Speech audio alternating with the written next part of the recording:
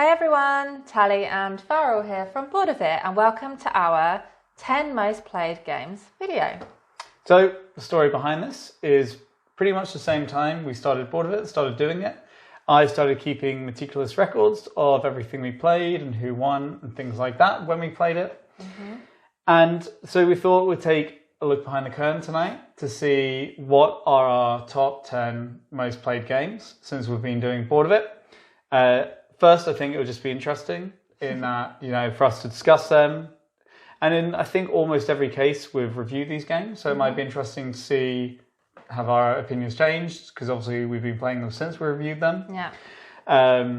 Also, just to discuss, I think there's an interesting thing about your most played games maybe not being the ones you love the most. Yeah. Because there's something about the ease of getting it to the table that might trump how much you enjoy a game.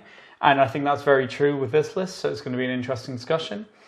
And also just to see, what we as reviewers have kept playing after we reviewed it. So we're going to have a shout out, and then we're going to count down from 10 backwards, and then we're going to have some honourable mentions that just missed the list but we really love, and that'll be it. So let's go to the shout outs. We're going to have these shout outs, and what these are is, as we said, our list has only been kept since we've been doing Board of It, but obviously there's games that we played before we were doing Board of It a lot, and we just want to give those a shout out. Yeah. But obviously we have no way of officially confirming the record, so We've done some little quick math calculations, haven't we? Exactly. But try to estimate how many times we did play it before we started keeping records, but yeah. So we're going to have, the first two are, we don't want to talk too much about, but that definitely should be higher than they are or in the list, will be Wingspan and Brass Birmingham. Yeah. And these were kind of two of our lockdown games. We got them around the start of lockdown, which was quite early here in Denmark. And we just played them a lot with our friend. And honestly, we haven't played, I guess, Brass Birmingham that much since we've been doing the channel. But it would definitely be at least, I think, mid-table on this ranking if we didn't. Yeah, and I think a lot of the times we did get it out in the beginning. We managed to get maybe 2 games in at a time. That's true. Because we loved it so much, right? So we were just, let's play another game. Yeah, and then the same for Wingspan, really. We just played that a lot early on because it's quite easy, so I should have a few more. Yeah. But we have Scythe here, and if you're a fan of the channel, you'll know that Scythe is our all-time favourite game, and it is, funnily enough, not actually on the list. It just misses the very bottom of the list, but it's almost certainly our most played tabletop, like big board, proper board game. Yeah. Because it's what got us into modern gaming, and I did the math, and we've done the Rise of Fenris campaign twice. And just if you add those games on to how many games we've played of it since we've been doing records, it would be number 1, let alone the other 50 times we played from the Christmas we got it. But yeah, so we're absolutely huge fans of Scythe, and this is by far our most played and favourite game. Yeah. And we've got it out a few times recently, actually, which has been really nice. It's been really fun to get it back out. I think we have said before, we absolutely love this game from the moment we got it into board games, and then there was one time where we didn't play it for a while, and we got a lot of other new games in the meantime, and we were like, oh, is it as good as we remembered, or was it just the fact that it was, one of the sort of first big box games we got? And then every time we're like, nope, just as good. It always just feels really good to get out and play it again. Yeah. And so you say, I was really scared that after we played these things, it wouldn't hold up, or we'd just be spoiled from everything else. So it's nice that we still love it deep down. Yeah, I guess we just don't play it as much these days because we do have more games in our collection, and that's really the only real reason, I would say. Yeah, I think one of the issues if you're doing reviews like we do, because you've always got to follow the cult of the new a little bit, which makes it hard. There's games that we played quite a bit that we haven't even played since we started this channel, like Eldritch Horror being one. Yeah. That would probably be double-digit plays, I think. Yeah. And it's not we haven't played it just since we started. There's just things like that. You've always got to follow this cult of the new. And it shows if you look at like, views as well, like Unfathomable did really well. But then if you throw something out there that's not like in the spotlight, it doesn't do as well. Yeah. So it's a shame because obviously there's a lot of games we'd love to go back to, but then it's just also part of the hobby, right? That you always want the new shiny game. Yeah. So, but I do feel like we actually make a good attempt to play a lot of the games. Like I don't feel bad about many of them. No, and some of them we'll just keep in our collection forever, right? Because they're that good. So even if we didn't play it for a year, if you love it that much, you'll come back to it. So. But yeah, if you don't know Scythe, it is a like Euro optimization turn puzzle, and there's a lot of the mechanics. We have a review of it, like I think every game we're going to talk about. But I just really, there's a lot I like. I like the way the combat works. I think it's really clever that it's like hidden and you like bet power and you can add combat cards so you never really know what someone's going to do. Or the fact that if you see someone has no power, you just go in and like womp them. It's very addictive. Yeah, I just really like the components. I really like just like when you start chaining top and bottom row actions together and you get like a cycle going. The race for stars, the fact that you don't count up till the very end and you really don't know a lot of the time, at least when we play, who's going to win. Things like that, we're just real fans of. Yeah, and again, it's actually a game that you can smash a couple of games out in a session quite easily, actually. If you're familiar with it, I think. If you get fairly familiar with it, then it's actually not a long game at all. No. That adds to the play count as well. Yeah. So, and then our final shout out is going to be to our most played game of all time, which is undoubtedly Uno. We spent years and years and years playing Uno all the time. Like anywhere we went abroad, it was like Uno with the family. Uno. People would come to our house. We'd force them to sit and play Uno. Force them to play Uno. It was So we're Uno pros. Yeah. Played a lot. And what's really funny is that now that we're in Europe and we played a lot of Uno, Europeans have different rules, and so it's like. And also there's that whole scandal, right, where Uno tweeted and they're like, no, you can't do that. And everyone's like, shut up, Uno. Absolutely fake news. What was it? The quote was like, thanks for the game, we'll take it from here. But yeah, and then you play with Europeans, they're like, we want to play this way. And you're like, no, it's my game of Uno. You can't do that. So they're also stupid. I don't think you can say that. I don't care. But yeah, so Uno number 1, Scythe number 2.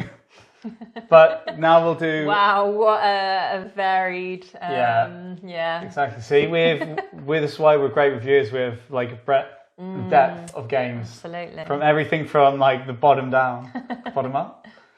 But so now we're going to go through our top 10 in reverse order. And one thing I would like to say is that the numbers actually like aren't super impressive.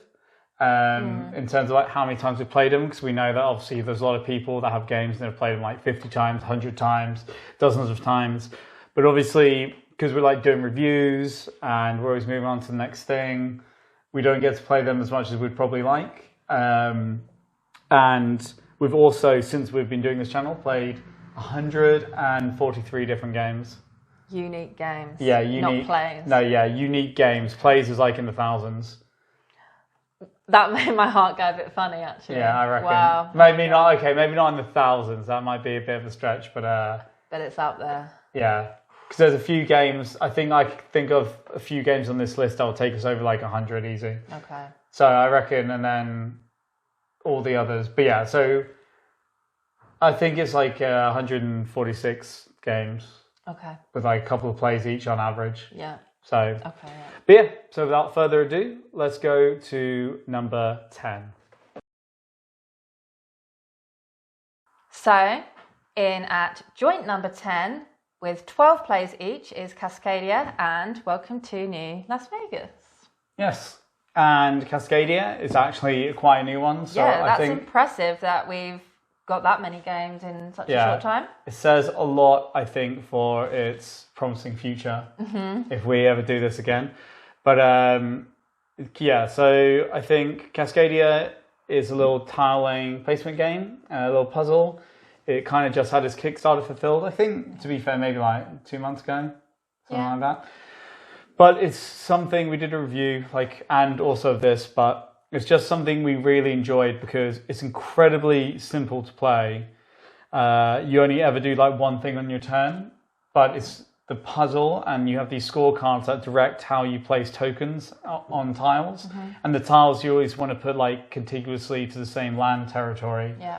So it's just the way the scoring works and these cards push you in different directions. I think it makes like a really nice puzzle.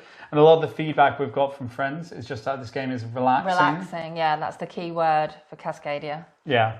So yeah, I guess we've played it a lot because of the ease of access as well. Yeah. We just sit and play it together because we find it relaxing and nice, but it's very, very easy to teach new people. Quick setup. I think we've taught a lot of different groups this as well. Your mum taught, like lots of different friends. I think, so that would be one thing I've always said about this game is that I think it's great for like families or for people that have non-gamer friends or families and gamers, because we play Twilight Imperium and Scythe's our favourite game, but this is something that we really enjoy. And when my mum came and stayed with us for a week, it was her favourite game we made her try. Made her. We did. Forced, yeah. But yeah, it's really lovely, beautiful art, lovely setting, and just all-round solid game, essentially. So I feel like this deserves to be on the list. I feel like it's going to go up the list, and I definitely recommend it if you're at all interested. And you can just check out a review for more information. Yeah.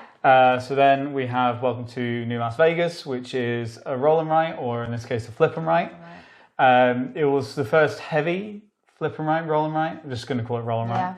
That, because it's genre, that we got. And this is this is a tough one to teach people because there's so much going on in the first. It's a bit like another one that we've reviewed recently, Hadrian's Wall, where it's really tough the first time because there's so many things going on, and you might only touch on like one or two of them, that it can like really confuse new players. But once you play it, get that first time out of the way, it's really enjoyable. Yeah. It's just a really thinky, nice roll and write that you can sit with a cup of tea and work out. Yeah. So what do you think? Yeah, it's I do really like it. Kind of surprised to see it on the most played actually. It's very interesting. Surprised. This is why it's very interesting to do this kind of video, because what you perceive that you play sometimes, the most is or the least is not necessarily. I guess it's because there's a difference between occasions when you get it out and actual plays, and we're doing actual plays here. Yeah, that's true. I think there might be occasions where we might have done one or two games of this in this session, but sub 1 hour. Yeah, but both of these are, I think. Yeah, definitely. Yeah. Really cool. Like Farrell said, first, heavier and right game. Yeah. If you like roll and writes, this is a great step up. I was really surprised at how thinky it is. I think I had in my head that roll and writes were always much lighter. So when we got this, I was surprised actually about how I don't want to say complex, but it is weighty. There's a lot going on. So I actually really want to play it again now that we've got it back out, because even though it's on the list, I think we haven't played it for a little while now. It's been a while, yeah. So that's actually more impressive because it's definitely been, I'd say, a couple of months, I think, since last time I can remember is my birthday back in May. Yeah. And maybe we played it after that. But obviously this one was a big hit. But I think, we got Hadrian's Wall and that kind of took its place a little bit. Yeah, I guess we played it a lot when we first got it. Yeah, so it's, for sure. But this, I don't know if it'll get much traction, going up the list going forward. I don't think it would be here next time, but I think I really enjoy it. And if you want to know more, check out the review. Yeah. But we'll move on to number 9. In 9th place, with 13 plays, we have Mariposas, the follow-up to Wingspan by, I guess not follow-up, but the follow-up game from Wingspan designer Elizabeth Hargrave. So what do you think about this inclusion on the list? Yeah, again, kind of surprised by this. Yeah. It's a good little game, but I think we both agree that it's not in any of our sort of top 5 favourite game lists. Maybe not even top 10. Definitely not top 10. It's just a nice game. Yeah, it's just very simple. It's very quick. I think it has the illusion of like a lot of weighty decisions, if you know what I mean. I think when you play it, you do feel push and pulled. So you're moving butterflies across North America, and you want to essentially, you have like 4 rounds, which are seasons, and you want to get them like up to kind of the top and then all the way back down to Mexico by like the final round, and you get loads of points for that. But there's also objectives, and these objectives push you to go north. Yeah. So it's a bit of a push and pull. So you're like chasing the points during the game, but also you want the end game points. And I think it gives a nice illusion of being like quite like strategic, while it's actually kind of very simple. Yeah. Although you could be not good at it, right? Like it's deep for sure. But I think you just wouldn't get the strategy. But I mean, turn to turn is very easy. Yeah, I mean, I think there's not that much going on. This is maybe almost a family weight game, like maybe a tad above. Yeah. Why do you think it's on the most played? I actually can't remember playing it. We actually played it not too long ago. I think we played it a lot when we first got it, because it was quite, because we reviewed it. And actually this was one of our, I think it was our, maybe the first video that we had that was quite big on the first day. Like we got over 1,000 within a day. Yeah. Which is quite funny, because the backstory between that is I was like super hungover, and I had to like shoot dog parts for that video. You can see the dogs as butterfly in that review, and I had to shoot that the morning that it was going out, and I was super stressed because then I had to edit it and put it in, and I had a friend coming over to play Twilight Struggle at like a certain time, and I was like, oh god, I'm not gonna make it, and I didn't get to check it properly, and then it just like exploded, and it did really well on Reddit as well. And I was just like, I thought it was like going to be absolute piece of crap. Great. Yeah. Well, I was very hungover, but I knew as long as the dogs were in there, it was going to be fine. Yeah. So yeah, I think probably not too much to talk about this one. Like I'd even say this is like maybe one I'd sell at some point. Oh, okay. It's not that I don't like it. I just think that as time goes on, I could see us not playing it. Like it feels like between this and Cascadia, I think it'd be like, let's play Cascadia. I'll have more fun. Yeah. Do you know what I mean? I think it's just nice. And I know that we said Cascadia fills that hole as well, which it does. But I think this is a bit different, I guess, just because of the format. It's not puzzle laying, right? Yeah. It is quite different to Cascadia. Like, it wasn't a direct comparison. No, I know. But like I'm just sub saying, an hour, like quick, like 30, 40 minutes puzzle. Yeah, I'm just saying. Game. I think it's different enough that I don't know. I would like to keep it, I think. Yeah, it's fine. It's just, I just think. I feel like, we just played it a lot around the time we were reviewing it, because it was easy to get to the table. Yeah. I think it's held onto that, and then we've played it like here and there since. Yeah. I think. But yeah. So I would say maybe my thoughts from that review was like dampened a bit. Not that I don't stick by them, but I think like it's not as maybe exciting to me now, or as like nice as I thought it was. That's with like 15 plays in. Yeah. 13. So we'll move on to number 8. So in joint 8th place, we have Micro Macro, Crime City and Niederwiller, both with 16 plays each. Yeah. So we'll start with Micro Macro. And here we have the sequel, Full House, because the copy of our original, the first game, I gave to my sister when we were done with it. So it has a new home, so we've had to put this one in front. Yeah. And also it's a little bit cheeky because each game is technically a case, and there's 16 cases, and you can do some of them in like minutes. Yeah. So, but it has 16 plays, so there you go. How else are you going to define it, really? Yeah, exactly. We completed it, which is obviously a good sign. But this is one, lots of awards.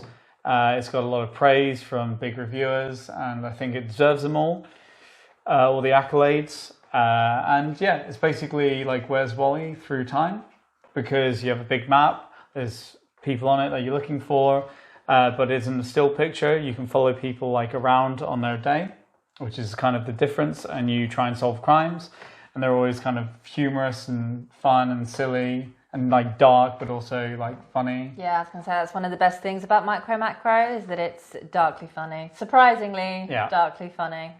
So obviously this isn't a game that will probably go up in plays, although we still have the second one to finish. Because once you've done it, it's maybe a bit like not as fun unless you leave it for a few years. But it was still a really great experience, so we fully recommend it. Yeah. But we can get on to Meat, which is Nidavellir, and it's probably my number one filler game. Yeah. And I guess that's why it makes it onto the top 10 played, because it is such a great filler game. We tend to play Nidavellir before a bigger game or after as a cool down, or just when we feel like something more chilled that you can get a few games in. Very much beer and a pretzel type of game. Yeah.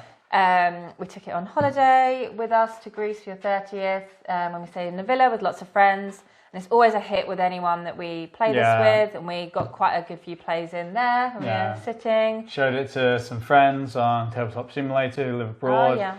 And they enjoyed it, and we played a few games. True. The only negative is that we always store the coins in the rack because it makes it like easy setup. And if you don't, then it's going to be a long setup. So it's like really tough to transport unless you want to spend like 10 minutes organizing 30 coins in numerical order every time. But besides that, it's one we definitely recommend, and we reviewed it. I just think if you want like a nice filler game, one that's like snappy, one that's kind of funny because you have auction mechanics. So there's a lot of bidding, like the highs of stealing a card from someone, the lows I think are stolen from you.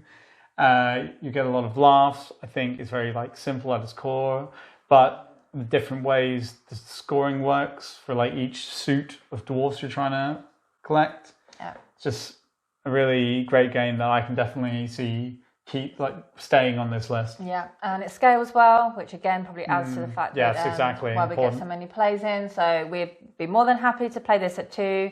It's a little bit more fun with more players because of the auction, but if we knew that we were never play it again with other people, we'd still keep it in our collection to play at 2. So I think the thing is like even with like I think 5, right? I think if you have 4 or 5, you use different. Maybe it was just 5 because when we played in Greece, just 5. That it just feels like no, it is 4 and 5 because I think you have 1 round less. But either way, it basically because you have this 1 round less and you do it 2 or 3, it just feels like it ends too early, which is like the main negative I think. And we introduced it to someone on that trip, not a gamer, and he was like I enjoyed it, but it did feel like it was like too short, like it ended before it should. But yeah, this is 100% recommendation. So we will move on to number 7. And now up in 7th place with 17 plays, we have Railroad Ink, Deep Blue Edition. So Railroad Ink is a roll and write. There's too much alliteration. As a roll and write about creating the most optimal city plan with regards to your transport system. It's very cute, very nicely done. I would also describe this as relaxing. It was the first roll and write that we got. I think this is pretty stressful. Yeah, I kind of get what you mean because you're a bit under pressure to create that good transport link. But no, it's still quite nice to sit and with a cup of tea and draw out your town. No, it's a great game to play like on a chill night, but I don't think there's anything chill about it besides the fact that it's like 1 second to set up and we'll agree to disagree. I quite like drawing on my little board and rubbing it out. I just get so stressed about route planning. I get stressed towards the end when I'm like, oh no, these 2 trains aren't gonna link up or whatever. But apart from that, again, I guess because it's filler game, that's why we've got so many plays in. It's a game that you can again play multiple times. Well, I guess you're correct. I wouldn't even say it's a filler game though, because I think a lot of the plays have just come from like us playing it. Because it's a roll and write, there's almost like there isn't really any player interaction besides showing each other your cities at the end. Yeah. So I don't think it's a game that we usually like get out with people. unless we're like abroad because you can transport it easily. That's true. But I know what you mean though. Like I agree, it's like a filler game. But I think we just tend to play it like a lot if we like want something like you say, chill. Yeah, that's true. But it's also I think got a lot of plays and is on this list because transportable. Yes. That's for sure. We played it. We took this to Greece as well, and we like played with everyone. And I think it wouldn't usually be a game that we'd like bring on holiday. Like if we had a cabin and we like drove there with games, we wouldn't bring this. I think, but it's just because you could put it in your backpack and then everyone was playing. Yeah. Most popular one though. It's good. Very true. We played it with quite a few different people, and everyone's already enjoyed it. And I do remember. One person we played with was just really blown away by the whole concept of it, with the dice and the fact that you draw and everything. Which, to be fair, is if you're not in this board gaming world, you would think, "Wow, what is this?" and found it quite unique. Yeah, so that was like, what was it? Was it Easter or something? Easter. And yeah, it's a great feeling. It's always a great feeling when you like show someone a new game and blow their minds. And it was like this, it was a friend's dinner party, and then there was a friend that we hadn't met there, right? And we just got it out. And I think 2 or 3 of them were like bamboozled. Just that you had like dice and this permanent marker and you're like drawing on a board and they're like, whoa. And it was just like a really fun experience. And I think, everyone's had fun. Yeah. But yeah, easy teach. You managed to even get your mum to play it, but then you found out she was playing wrong. Oh yeah, well I bought her the red version for, can't remember what, her birthday or something like this, because I thought she could maybe get on board with this. Yeah. And then played it with her last time we went home, and they were playing completely incorrectly. It was an absolute mess. So they were just drawing on it. Pretty much. I was like, what were you even scoring for before I taught you the real rules? I don't really understand. Yeah. It was nightmare. But anyway, yes. But yeah, I think this is I think it deserves its place, and I think it will probably be a game that gets played a lot just because, again, of like, look at the box. I mean, it's so easy to take somewhere. Yeah. I think the fact that you don't need a lot of space to play it either. Mm-hmm. Like, even if you wanted to play, say, Welcome to New Las Vegas, you still need like the room for the sheets, the cards, you need like the stack. This, like, I mean, we played it literally on a beach with like a tiny little table. We just need someone to roll the dice. That's true. So I can see that going up, and I would love to maybe like get some of the other ones or just get some of the expansion dice just to like change it up. But we haven't really played with the lake dice in this, so I want to try that too. Yeah, that's true. But yeah, so we'll move on to number 6. Okay, so next up we have 6th place with 18 plays since records began, I must just state. And that goes to Wingspan. Yeah, because like we said in our shout out, we actually played this a lot before we started the channel. So it definitely would be like somewhere up there. Yeah. But it's still done pretty well since we've started the channel. Yeah. And I think that it's just to do with this whole thing of like ease of playability. I think it's like what we were saying about Cascadia, where it's a challenging game, but it's not a difficult game. So you feel like you're getting something out of it by like creating combos and going for the objectives. But really, obviously, because the choices are so simple, what you do on your turn, it's like very easy and relaxing to play. Mm-hmm. And because a lot of the interaction is, well, there's not a lot, but what there is either beneficial, like everyone gets a grub, or it's like kind of funny, like someone steals your fish or whatever. Yeah. So I think that's why it's got so many plays, because I personally am almost surprised because I wouldn't put it in like my top 10 or whatever, right? It's not a personal favourite. What about you? Yeah, I don't know, actually. I do really like it, but yeah, maybe it's not in the top 10. I think we play this quite a lot. It actually gets requested by our friends. Yeah, that's true, actually. I think this is requestable. Yeah, so that's part of it. If we've got, I don't know, an hour left in the evening, people aren't quite ready to go home, it's mostly, I would say, our friends saying, should we have a quick game of Wingspan, rather than just me and you getting it out? And I think that's definitely driven up the plays. 100%. I think people maybe find it quite unique. Again, if you're not in the board gaming world, I mean, I think even when we first got it, was like, wow, you can have a board game about something like a theme that's so cool. I didn't really... Nerd. Yeah, it didn't really occur to me. And the same with one of my other favourites, viticulture. Yeah. Wow, there's a board game That about one definitely wine. blew your mind. So cool. I bet their culture would be on the list somewhere. Yeah. If we'd done that, we played that a lot when we got that. Okay, too. last minute shout out to viticulture. But yeah, I think people are always really attracted by it as well because of the art and the theme. So I think it's a very requestable game in our group, and that's driven up the plays. 100%. I mean, I think also what's helped it in the time that we've been doing it is the Oceania expansion came out around Christmas. So like pretty much in the new year, I think we got it for Christmas. And in the new year, we ended up playing it a lot just to try it out. And then we introduced it to like one of our friends, and then he wanted to play it again. And then like even, 2 weeks ago, we met his girlfriend, and he was like, oh, let's play Wingspan, let's show her Wingspan. Yeah. So it's like that kind of thing. I think that's given it some longevity, like a boost in the middle. And I think it's an interesting one because this is one that just seems to be gotten out, like, you know, it doesn't go very long without hitting the table. Yeah. Like max like a month or two, and then consistent. it pops out. Exactly. That's why it's interesting, because I think I would personally like never pick it. Like now, if it was just me and you, I don't know if I'd pick it over something else or whatever we're playing at the moment. Although that being said, I think we agree that 2-3 player games are actually better.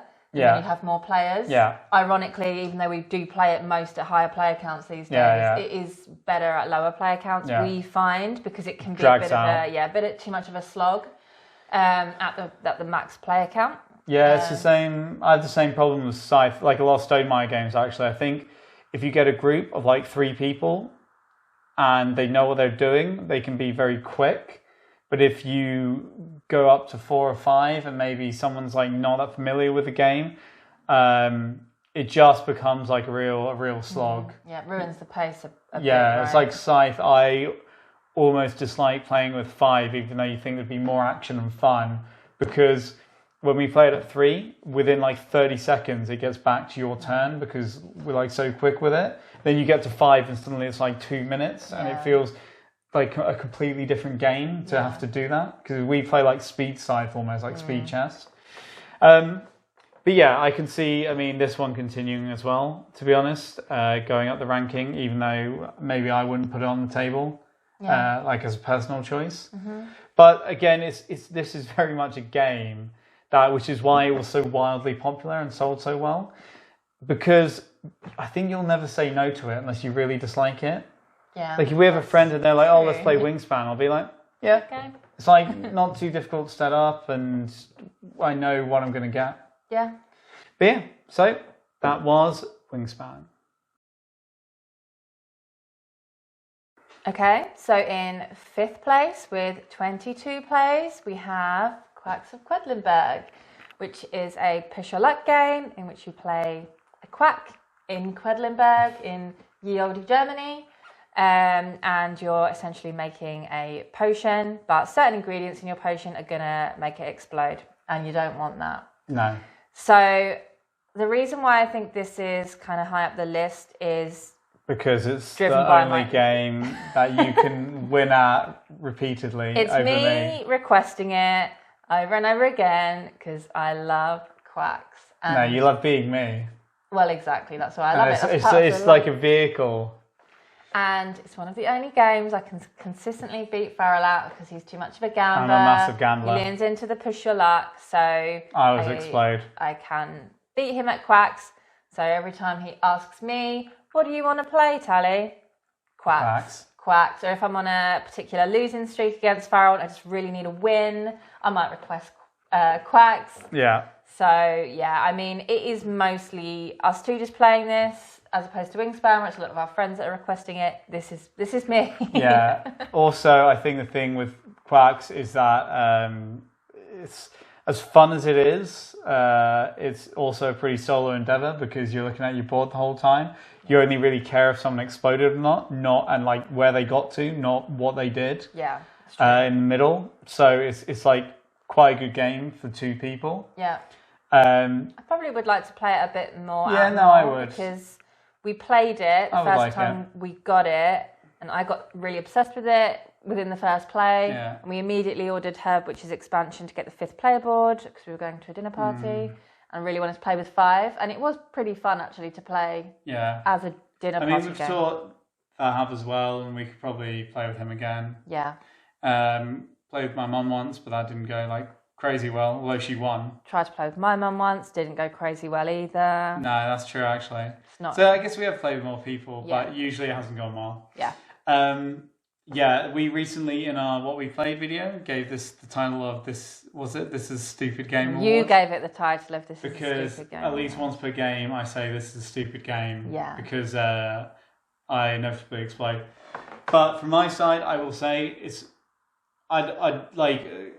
we were surprised by Wingspan a little bit, I guess. And it's like requested. This I actually don't mind so much. And again, it's not one I would pick. But when Tally's like, I want to play it, and I'm like, fine, if you're going to set it up, I'm like super happy to play it though, because I do really enjoy the rhythm and like the gambling and the buying different chips and like comboing together. I think it really is an incredible game. And a lot of people have a lot of love for it. So this is definitely one that I think will stay very highly because would be in like your top 5 favorite games, right? I think so, actually. And it meets like, again, what we're saying is not a lot of our top games are on this list, which I think we'll come to at the end and we'll like talk about. But it just meets this middle ground of it's quick to play, it's like simple to play, it's really like fun to play. Yes. It's addictive to play. And because, it's simpler and easier to get to the table, it gets those plays, which is important. Yeah. There's nothing worse than a game being incredible, but being very difficult to play. Yeah, exactly. So well-deserved quacks. Let's go to number 4. Coming on to number 4, we have cheated a little bit here because Root also has 22 plays, but because we're in the second half of the rankings, the big dogs, and also because they're both Quacked and this are quite big games, they're like big box games kind of thing, that we thought we could separate them. And Root gets to be that little bit ahead just because it's obviously a much heavier, longer game. So the fact that it has been played 22 times is a testament to how good it is. Yeah. And I mean, we only got this like after we started the channel as well. So that's quite a lot of plays. Like I think it was like August or something. Yeah. Last year. That's our most played last year, wasn't it? When we just took at the end of the year. Yeah. I think it was at number 1. Yeah, that's interesting actually. Yeah. So apparently it was number 1 at the end in the first 6 months of Board of It, I guess you could say. So I guess it's dropped down a bit. So I wonder what's ahead. I think it's impressive that it's still maintained. And I don't think we've played this for a while either, like a couple of months, which is more impressive because I keep looking at it and I keep wanting to get it out. Yeah. We like narrowly missed playing it the other week, didn't we? Because we had like 3 in contention and we randomised it. We used a randomiser and it let us down and didn't let us play Root. No, we do use a randomiser a lot though to pick what game. So, what do you want to say about Root and its position? I mean, it is really crazy that we've played that many games because I don't remember playing that many games. Yeah. I can think of some occasions where it obviously made it to the table, but very surprised it's 22 plays. But I also really do love Root and I really want to play it again. Yeah. I guess also some of the plays have come from having the Clockwork expansion. Yeah, that's important. So that we have been able to play it at 2 players. Otherwise, I do think it would be kind of further down the list by now. But I do really like the Clockwork expansion. Yeah. Like, I remember one of the times we played it a lot. We played it like 3 times in a couple of days, 4 times. When we both had a week off work. Yeah. And we played and we're using Clockwork. And I just remember we both had this moment of playing. Because we tried out the other maps for the first time, I think. And we're just playing and we're just like looking at each other and like this is like so awesome and like so much fun. Just it was like really like devilish, like knocking each other over and then like laughing when the bots like took out another player. And it was really good. And then what's interesting as well, I think, and stands to how much we like this is actually a lot of our gaming group don't like it. Yeah. Our like core member who's played the vast majority of games that we've played and has enjoyed them to some extent really did not get on with this one, and we like can't convince him that he's wrong. No, I mean, in fairness, I don't think I was maybe a huge fan of it in the first game or two, because as we said in our review, you really do have to play as the different factions to understand how they work and understand how to stop the other players, and you just have to put that bit more work in the beginning to then reap the rewards in the end when you kind of know 100%. How the factions work and know what you're up against. Otherwise, it can be really tricky and out of context if you don't know how someone else is trying to win. You don't have to stop them. And then they could just run away and win. And obviously, that's not that fun if you don't know how to challenge someone, right? So it's just getting over that initial hurdle, I think. But, I mean, most people, we could probably convince it to play. I think we have convinced them to play second or third times, but... Minus no, didn't like it in the first game. So I think that this is one that I would love to see on the list, like in the future. I'd love it to stay on the top 10 because it just has so much more to give us. Well, we've played it all this times, and I really don't feel like I have a grip with, because we have all the expansions. So we have like 8 different factions at this point. And there's more coming with the new Kickstarter.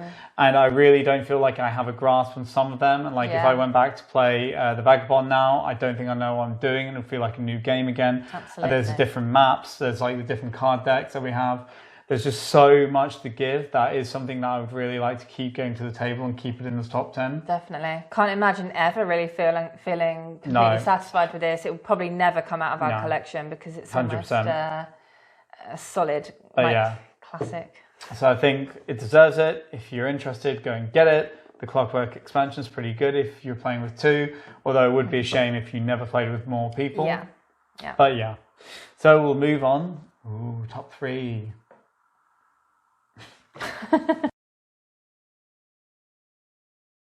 So now we come on to number 3 with 23 plays, and that is Secret Hitler. And this is, I think, by virtue of it playing in 15 minutes per game, and obviously we count individual games, and it just being a pretty quick, snappy social deception game that invokes a lot of yelling. I think basically we've shown this over the years to a hell of a lot of people, and everyone's just really enjoyed it and like had fun and a lot of laughs. And there's nothing that quite gets everyone yelling at each other like this game. This probably should have been in the Shoutouts as well, because I think we've been playing it for like years and years. That's true. And so, but I mean, because it's social deception, it's a bit like, does it count as much as playing 20 games of Twilight Imperium? Because we probably have done sessions where we've done exactly 6 or 7 games, right, in one session. But like I say, we're counting games here, and that's why it's high up the list.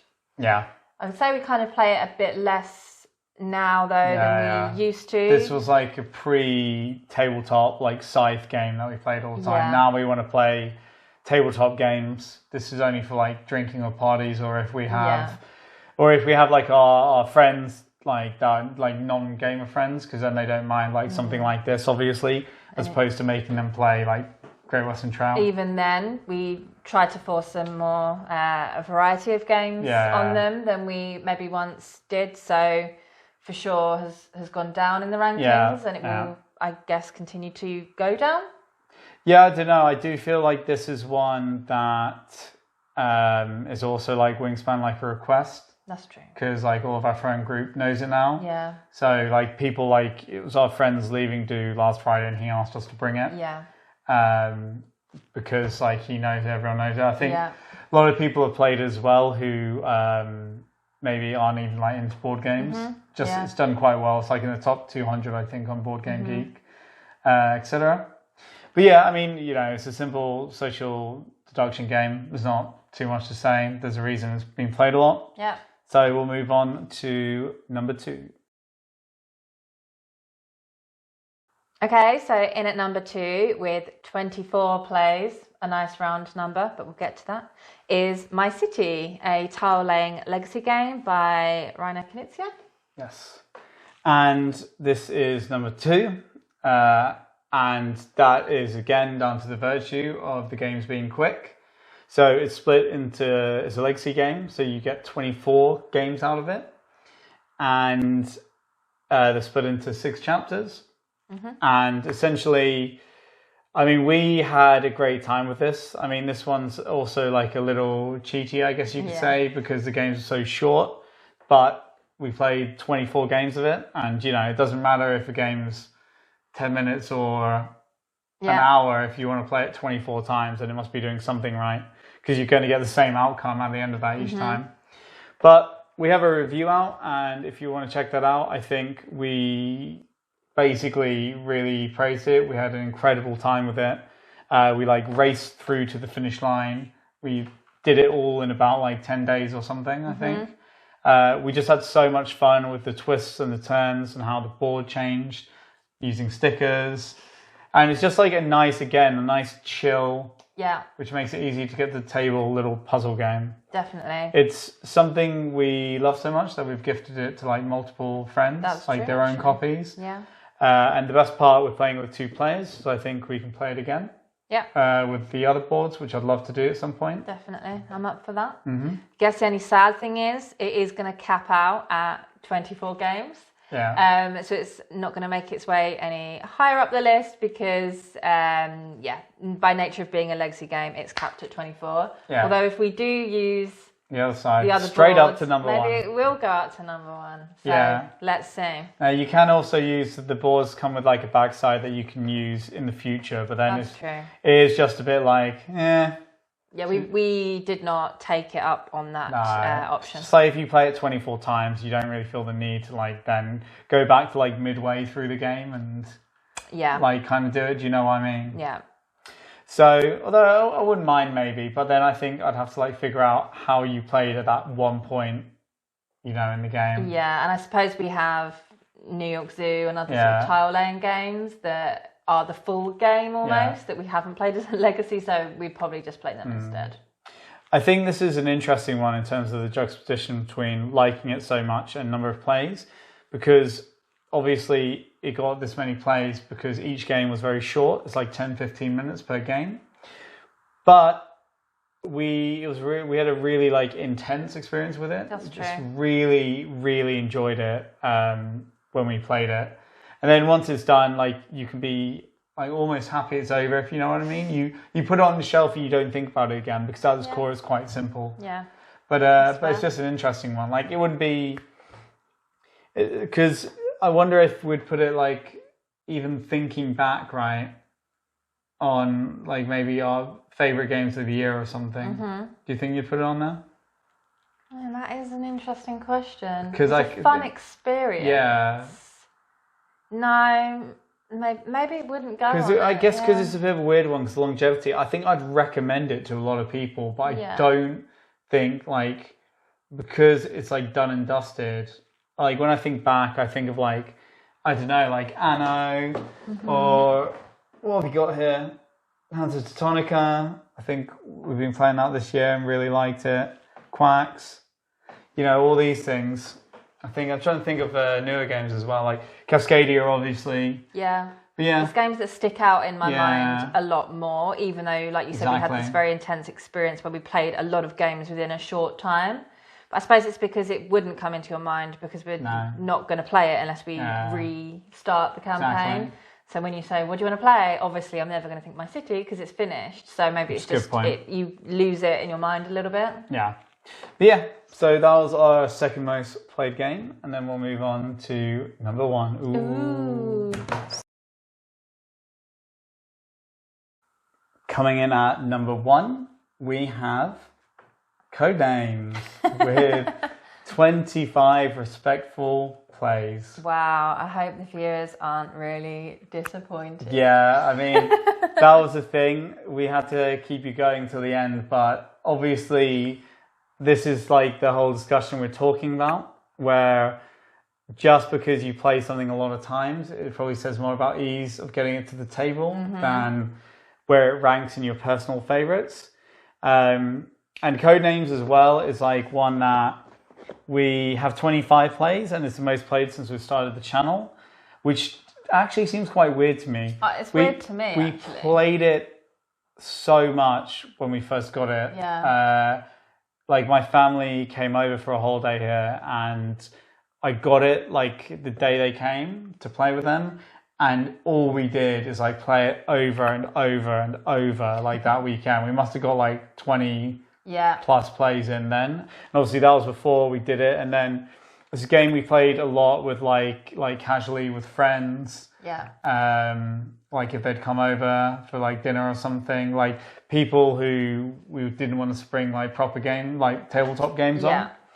So but it feels like since that initial burst, it hasn't really been like on my mind, and it hasn't been something that like I've pushed to play, but yet it still gets played, and it's been played the most since we've been doing this, and I just find that really surprising. Yeah, I'm also surprised because I think, like we've said, some of the other games in the list, I think we have managed to indoctrinate, let's say, our friends into some other board games, and we, even in a social situation, would pull out something like Nidavellir or something like that. Yeah, that's a good point. So it is surprising to me that this does still get played that much, but maybe it's just centered around certain occasions like Christmas, and probably really drives up the play count. Yeah, because again, if we're getting this out, we're probably playing like 3 or 4 games of it, kind of thing, because everyone wants a turn as the spy master. That's true. And do you know what's funny, actually?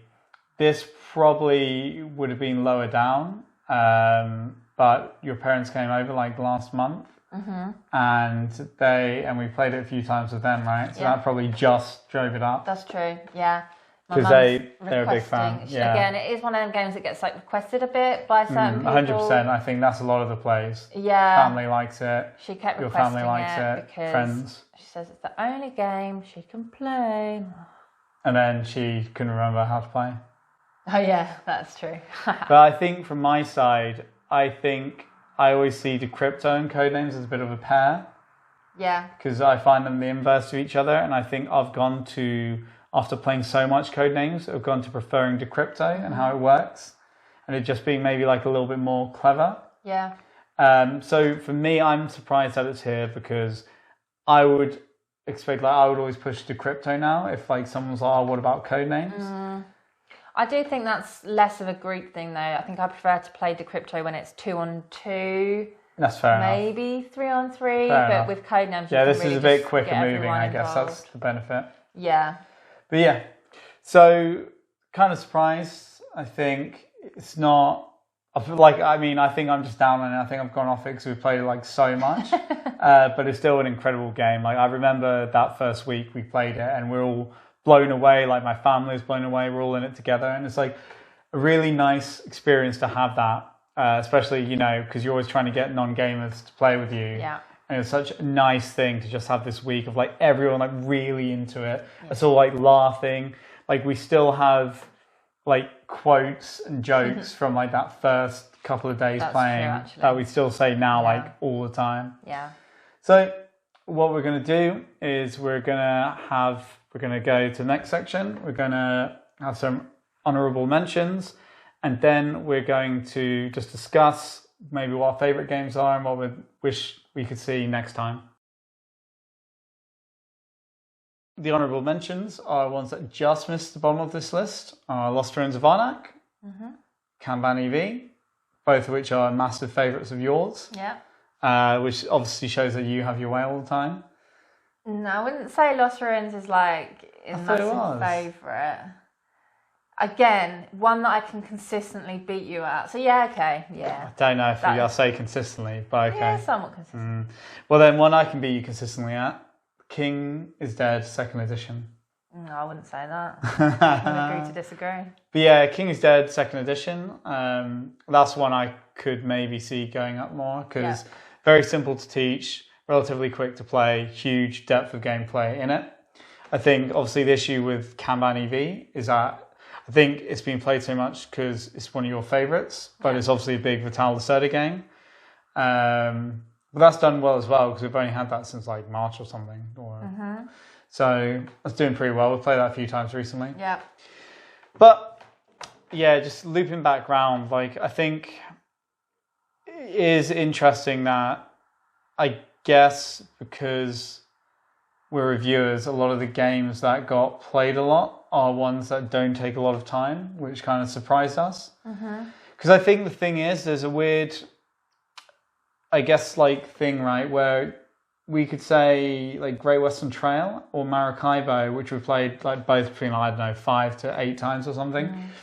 And I seem to have way more memories of playing and thoughts about it than I do of like, I don't know, something like Railroad Inc. or something like that. Definitely. And maybe it's just because I think one of the things that like these may be great games as an example because you both of them you do a loop around the board over and over and over and you're doing the same things over and over and then you have that for 2 hours. And if you add together like, you know, that 15 hours you spent playing them compared to like, you know, 10 games of Railroad Inc. or something, it's not the same time frame. Maybe so I think that's interesting. Also something to be said for overexposure. Yeah. Maybe the ones that we've played a lot, we just sort of go off because we've gotten out of them, you know, everything that you can. Yeah. Maybe Codenames falls victim to that a little bit. True. Overplayed it. Yeah, that's true. Went up the rankings in most played, but actually we've played it so much now, and there's probably other games that we would pick over it. Yeah. So that might be something in that as well. And I think it's interesting that a lot of them were kind of games influenced by other people. Because I don't really, because we always have like a new game on the go. It feels to me like we dictate what we play a lot because we have all the games. Yes. And so we're like, oh, we're going to play this tonight. But it does appear that like our friends are a big influence on what we've been playing. Because obviously, you know, they request Secret Hiller, they request Wingspan. Yeah. So that's quite interesting as well. I didn't think they'd have as big an influence on this list. Yeah, but they definitely have. Maybe it is because we get them round and we say we're playing this new game and everyone's pretty cool with that. That's like dictating. Yeah. But then if we have time after, they do seem to fall back to those more comforting games that they do know how to play. So maybe it's just something about familiarity and the fact that you can just get something out. Everyone knows how to play. Go, right? Yeah. I think in a similar vein, we tend to, some of the other ones on there that aren't requested but we've played a lot are ones we tend to fall back on, like Railroad Inc. and Welcome to New Las Vegas, Cascadia, that we would play, like if we can't be bothered or we don't have time or, you know, to get out something big. And it's like some of my favourite games, I think, comes to mind for some reason is like Eclipse. I think even though it's actually not that long an experience because you have this giant box and, you know, it's probably going to be like a 2-hour game, which isn't bad, and it moves quite quickly. But because you have this big box, it's just harder to get to the table. Yeah. And I think we have, played that in between, I think, 5 and 10 times. But it's just interesting that, and then, you know, ones that I would actively, I'd like play again and again and again, and you don't get them to the table. Yeah. I think, what else do we have? I think we briefly mentioned it, but viticulture. Oh, yeah. Because we used to have tradition of viticulture Fridays. I feel like that was a 2020 tradition where we were playing a lot every Friday, having some wine, some tapas, and it really became a ritual and a routine. Yeah. And I actually do think viticulture is one of my favourite games, definitely in my top 10, if not top 5. Yeah. Really, really love it. Love the theme and everything. Do you know what? I think you do have this interesting thing where you have your favourite games, and because you know they're your favourites and you feel comforted by them, you always know that you're going to keep them there. Yeah. So maybe you don't feel the urge to play them as much as you do other games, and maybe that's why we don't have so many in the top 10. Yeah, I think that's because it's if you do it from Scythe as the example, Scythe also just missed out the top 10 from when we've done this channel. But it's because I know that we will always have Scythe. So I'm I know I've played 50 games of it or whatever, and I know that we'll play it again. It's not going to sit there in a corner for 2 years and be unplayed. Yeah. Whereas other things, maybe I'm pushed to try more of the other stuff and that maybe I don't like so much, or just because I want to see if I still want it, or to not let it fall into, I don't know how to play anymore, or things like that. Yeah, I think that's probably fair. Lots of different contributing factors, I think, to this list, and I'll be interested to see where it is this time next year. Yeah, and I think we'll also actually, maybe not how many we played, but maybe in a month or so, do a video on our favourite games of the year. Yeah. That we really enjoyed. Just some of them, it's Anno 1800, I know is going to be on that list. Yep. But because it's this big, heavy, economic Martin Wallace game that takes 2 hours plus, we've only played it 5-6 times. So it's not going to be on the most played list, despite how much I would want to play it. Brass Birmingham as well. Probably goes back to a comfort game. Check back and see what we actually got this year, because time doesn't make any sense anymore. And sometimes when you look back at a game in the records and you say, "Oh, we haven't played this in 8 months." What? That is one of the craziest things about keeping records, is that you look back and it's "Oh, we last played this at Christmas." And it's nearly Christmas now. Yeah, and it just doesn't feel like that for most games. Once you get it back to the table, you can't believe that your life has gone by that quick. It's a real marker of time. Yeah, that is one of the things. It's periods of our lives are just marked out by what board games we were playing. What games this we were is most playing. The Tinner's Trail era. Yeah, that is the Tinner's Trail era. But yeah, so that was our top 10 most played, and we hope you enjoyed it and seeing what we play the most.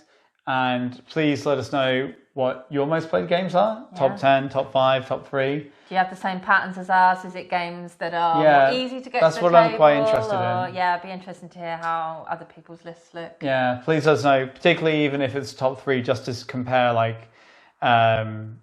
although I guess again this is more of a capsule in time, but you know what I mean. It's interesting just to see. Yeah. But yeah, please let us know. And thank you for watching. Bye.